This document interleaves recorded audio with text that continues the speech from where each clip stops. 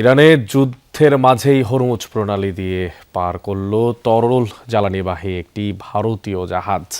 শনিবার 40,000 metric ton LPG নিয়ে মুক্ত সাগরে প্রবেশ করে নৌযানটি। এরপর থেকেই রয়েছে ভারতীয় নৌবাহিনীর নিরাপত্তার চাদরের আওতায়। তেহরানের সাথে ব্যাপক দর কষাকষির পর এই অনুমতি মিলেছে দিল্লির। আর খুব দ্রুতই ভারতের আরও একটি জাহাজের হরমুজ প্রণালী পার করার কথা রয়েছে।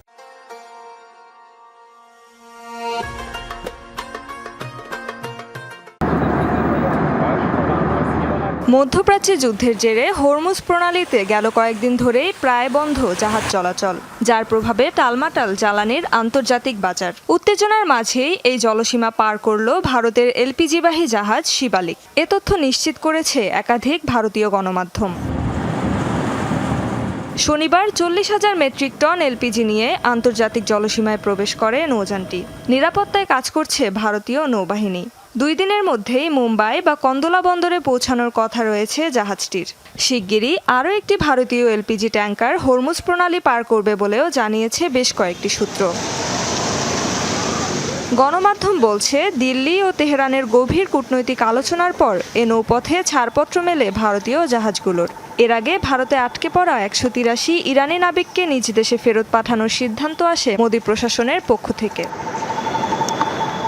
এই ইস্যুতে প্রশ্ন করা হলে দুদেশের মধ্যে বন্ধুত্বপূর্ণ সম্পর্কের ইঙ্গিত দেন ভারতে নিযুক্ত ইরানের রাষ্ট্রদূত মুহাম্মদ ফাথালি।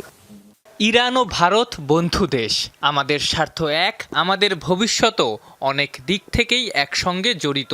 ভারতের মানুষের কষ্ট আমাদের কষ্ট, আবার আমাদের কষ্ট ভারতের কষ্ট। আর এ কারণেই ভারতের সরকার যেমন আমাদের সহযোগিতা করে, তেমনি আমাদেরও ভারতের সরকারকে সহযোগিতা করা উচিত। ভারত সরকার জানিয়েছে, তাদের 70% তেল এখন হরমুজ প্রণালীর বাইরের রুটে যাতায়াত করছে। জ্বালানি পরিস্থিতি স্বাভাবিক রয়েছে বলে জনগণকে আশ্বাস দিলেও বাজারে তৈরি হয়েছে অস্থিরতা। রেজওয়ানা সায়মা, যমুনা নিউজ।